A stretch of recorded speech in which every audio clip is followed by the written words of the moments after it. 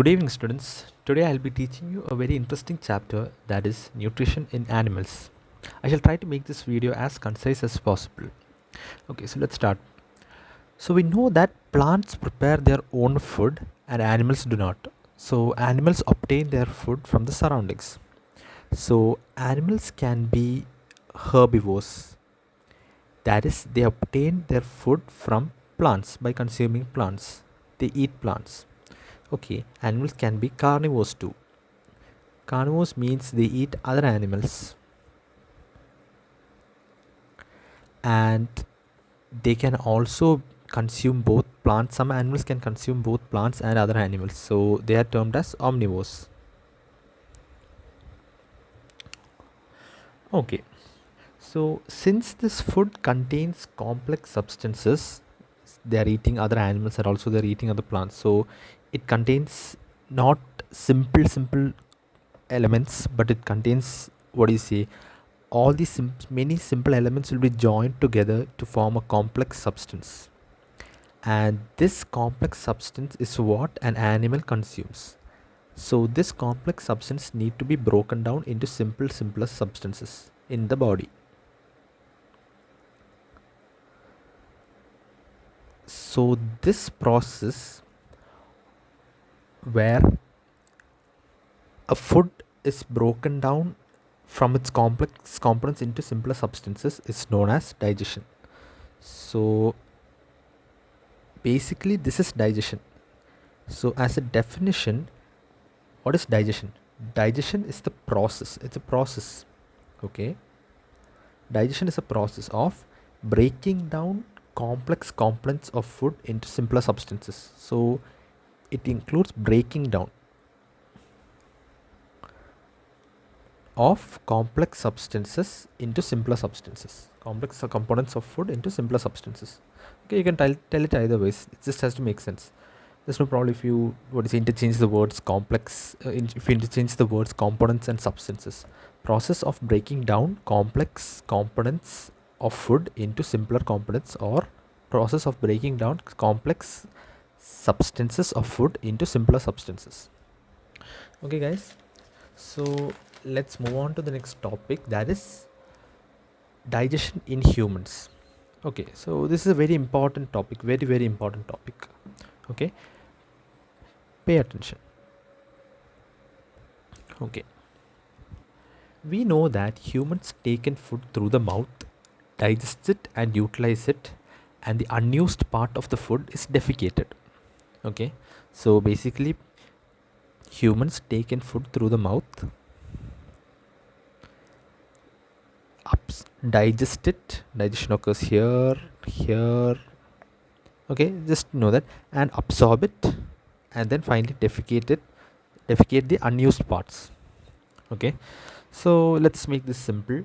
So this whole thing, that is from starting from the mouth up until the anus, this is known as the alimentary canal. Alimentary canal. So by the word canal we understand that's a huge hollow pipe. See, it looks like a pipe. So it starts from here, the mouth, it goes down through the esophagus, reaches the stomach, then reaches the small intestine, reaches the large intestine, the rectum, and finally the anus. So alimentary canal is also known as digestive tract because it is the place where digestion occurs. So it's a tract where digestion occurs. So it's also called as digestive tract. Okay, alimentary canal or digestive tract. Now let's see. Alimentary canal or the digestive tract contains what all? First, it starts with mouth, or you can call it mouth or buccal cavity. Mouth contains the buccal cavity. Then it moves down into a long tube that is called as esophagus. It's a little difficult word, but it's pretty easy. If you'll be it'll become, what do you say, easy for your tongue once you use it many times. Don't worry about it, it's easy. Mouth, on the buccal cavity, then esophagus, then moving down it reaches stomach. Look at the diagram also. Mouth, esophagus, then the stomach, then it moves down into the small intestine, goes down into the large intestine, reaches the rectum, and finally it's excreted, and finally the waste products are removed, defecated via the anus. Okay, now small important thing to note here is it's an extra information. The small intestine is again divided into three, that is duodenum. Those who can remember this, remember, otherwise it's not a problem, you'll learn it later on. Duodenum, jejunum, Jejunum, duodenum, jejunum, and the ileum. It's not really important. If you can remember this, well and good, otherwise no problem, leave it. Okay, now at the bottom of the appendix there's a small portion here that is known as, you might have heard of this but then no one has told you, this portion is known as a small portion. After the small intestine converts into the large intestine, there is a small blind pouch. Okay, blind pouch means it's ending. That pouch is like, just, what do you say, if you put a rubber glove, it just ends. It's not going to lead anywhere. Okay, it's not having an opening in any other place. So this small pouch is known as appendix. Okay, so this is about the digestive tract. So the digestive tract begins with the mouth, it moves downwards into the esophagus, goes towards the stomach, reaches the small intestine, reaches the large intestine, finally goes into the rectum, and the waste products are defecated via the anus. Okay, now let us look at each part. Okay, fine, we have to tell one more thing here, that is, what is a digestive system?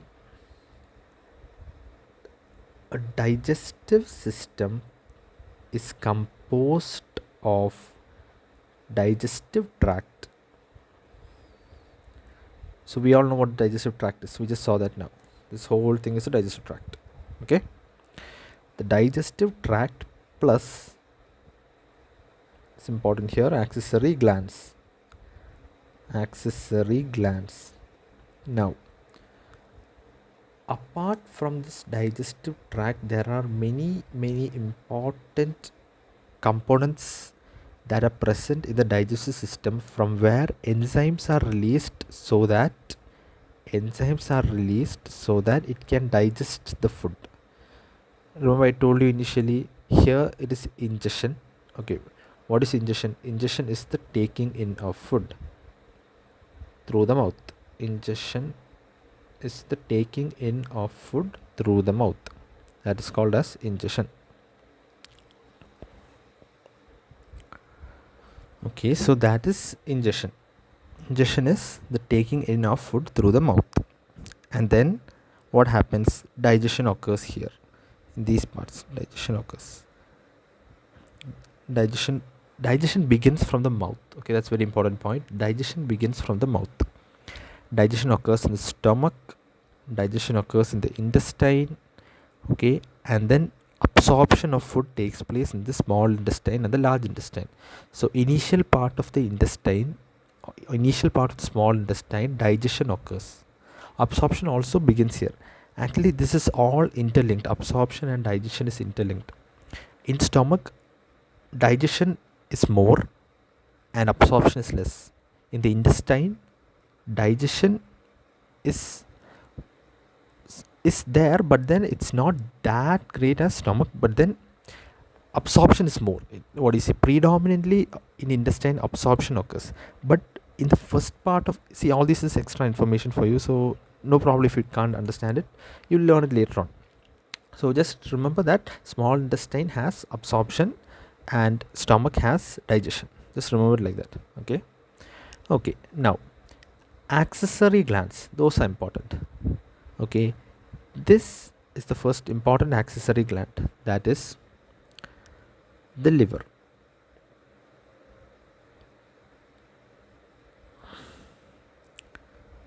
Liver is a very important accessory gland, and along with it comes gallbladder,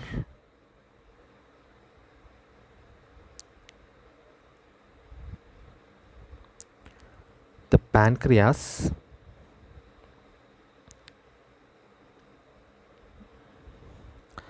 and also the salivary glands which are present here.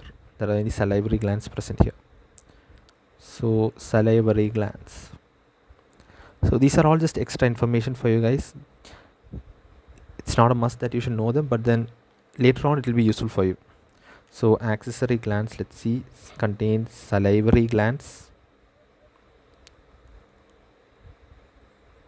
liver, gallbladder, and the pancreas. Okay, but you should be, what do you say, able to tell this one. The digestive system consists of digestive tract plus accessory glands. Okay, this is just extra. The name of the accessory glands are extra. Okay, fine. Now let's begin one by one.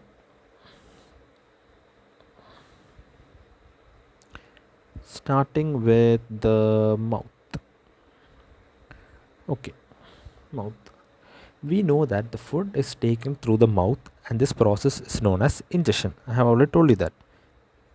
Ingestion is the taking in of food through the mouth.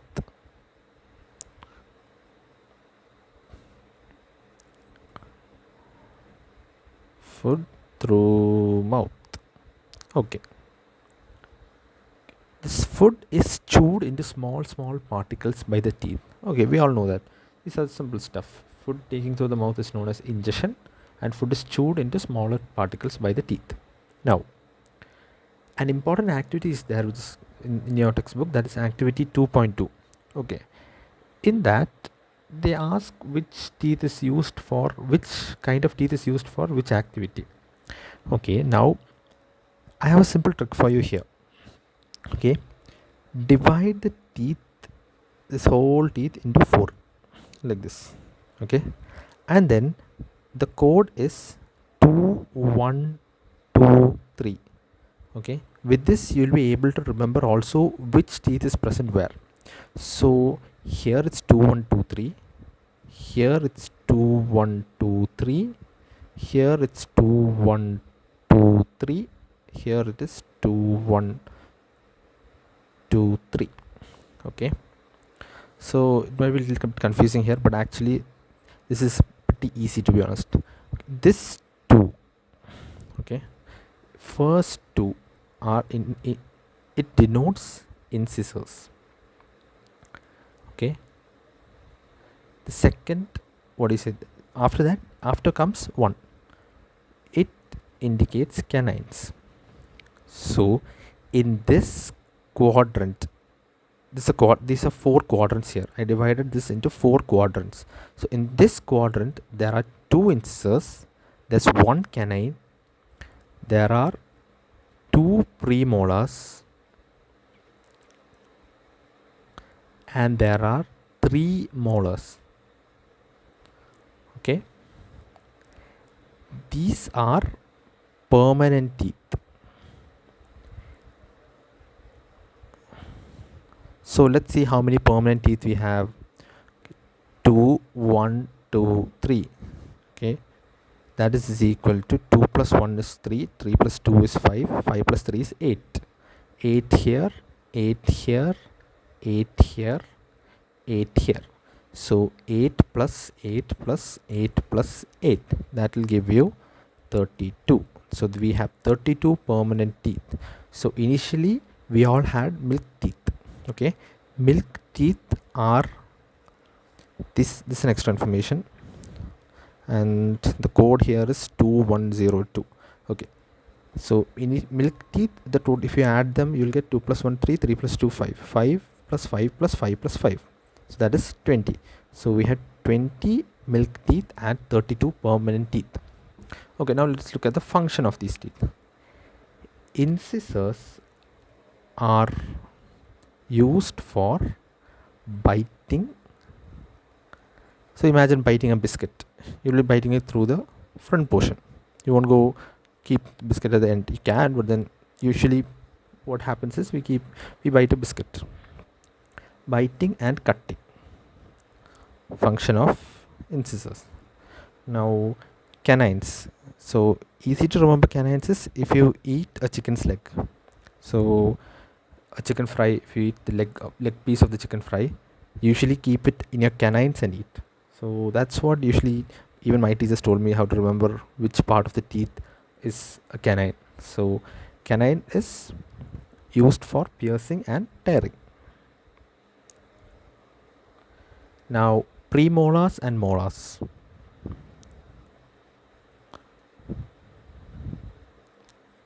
Okay, this is used for chewing and grinding. So after we eat initially anything, like suppose we eat a biscuit and all, we first use our incisors, then we move on and chew our food using the premolars and molars, chewing and grinding. Okay, so that is that. Now an important component present in our mouth, our buccal cavity, is the salivary glands and the tongue. Okay, so the mouth contains salivary glands, and this salivary glands secrete saliva. Saliva contains enzymes, and these enzymes break down. Remember, I told you digestion starts in the mouth. This is the reason. Mouth contains salivary glands. Salivary glands release saliva, and saliva contains enzymes that break down complex sugars such as starch. Okay, so this starch is broken down into glucose. Remember in the first chapter I told that carbohydrates are starch and glucose. So glucose, what is this simple substance? Starch is a complex substance. So starch is broken down into a simpler substance called as glucose. Okay, now next, the tongue. Tongue is a fleshy muscular organ that is situated in the buccal cavity. It is attached to the floor of the buccal cavity. Okay, so it is its front end is free, but its back end, if we go back, we can see that a tongue is attached to the floor of the buccal cavity. Okay, now what are the functions of tongue? This is important. Functions of the tongue. Functions of the tongue involve mixing the food with saliva. Okay, this is a really important function of the tongue. And then the next function is swallowing the food.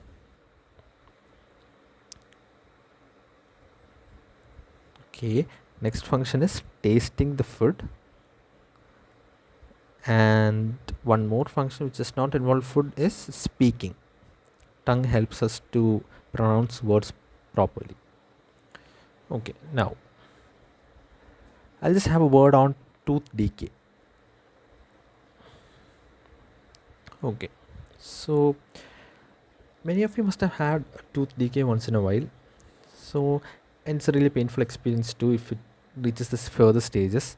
It's actually, tooth decay can be avoided easily by just brushing your teeth or reducing the amount of consumption of sugar. If you reduce chocolates and sweets and candies, then yeah, tooth decay would be decreased. Okay, now let's see what's the reason why tooth decay is caused. Okay, we eat chocolate or sugar. Okay, it gets deposited in the in between the teeth. It gets deposited in between teeth. Bacteria can use these sugar, and then what happens is bacteria will use the sugar and break down this complex sugar into simpler sugars, and also releases acid. This is very important. Acid. This is why tooth decay occurs. This acid, we know acids are dangerous, yeah. Acid attack, someone throws acid on the face, that's very dangerous, so should not do that. So yeah, acid is, what do you say, a very strong substance. We know that, yeah. So this acid damages teeth. Okay. So that's the reason why we get tooth decay. So tooth decay is caused due to, ultimately it's caused by acid. The acid damages the teeth. That is why tooth decay is formed. Okay. So then I'll talk to you about another important, what do you say, small topic, side topic, that is choking.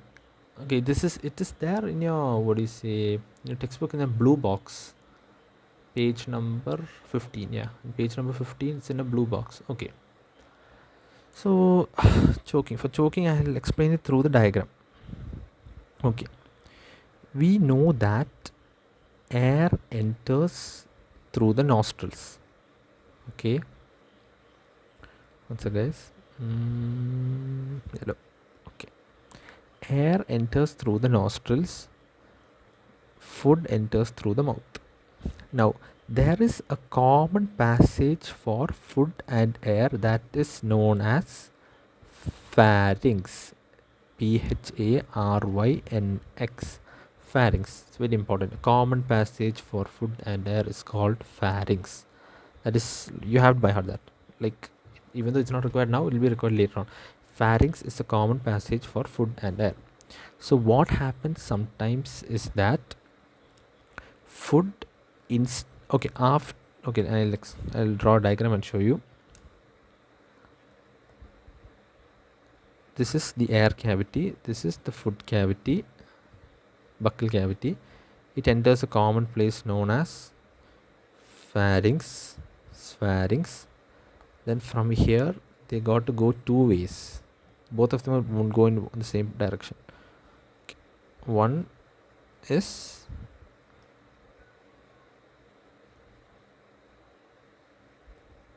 this is, must be knowing this, esophagus. Yes, correct, esophagus. The other one is the windpipe. Okay, now this windpipe is it's always guarded by a structure that is known as, I don't think you'll be knowing this, it's called as epiglottis. Okay, epiglottis is present here. So what happens is, when food goes down from the buccal cavity into the,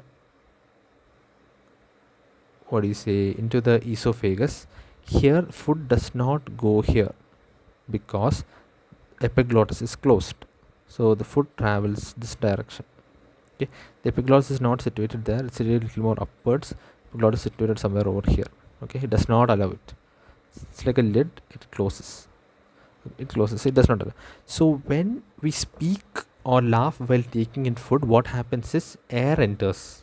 So as air enters, the epiglottis opens to allow air in. So when this epiglottis opens, the food particle which is here can also travel to the windpipe, and that is when choking occurs. We start coughing because food is not supposed to be here. Where food is not supposed to be here. Food should not be there. If food is there, it's very dangerous. We'll be coughing because we need to expel that out. Otherwise, air will not be able to get in, and then we will die because of suffocation. Because body is not getting the required air. Okay, so that is choking. Now next topic, that is esophagus. Sorry about that. Okay, the esophagus is a long pipe-like structure. Okay, just see this diagram here. See, this is esophagus. Esophagus, long pipe-like structure where the food passes downwards, And this esophagus runs along the neck and also the chest. So there is a rhythmic contraction which then what is allows food to always travel downwards. So suppose this is the esophagus, food travels downwards due to a rhythmic contraction, and this rhythmic contraction is known as peristalsis. Okay, it's very important, peristalsis.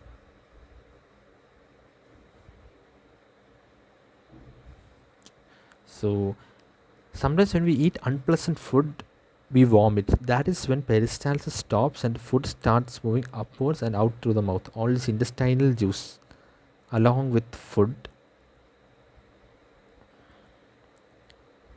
plus food will travel outwards as vomit. Okay, so that is it about this. I'll stop here and then I'll explain the next rest of the topics in the next video, just so that it won't be too long. It's already 25 minutes, 30 minutes now. So read the chapter well, keep your textbook open while you're listening to my lectures. So thank you guys. So see you in the next video.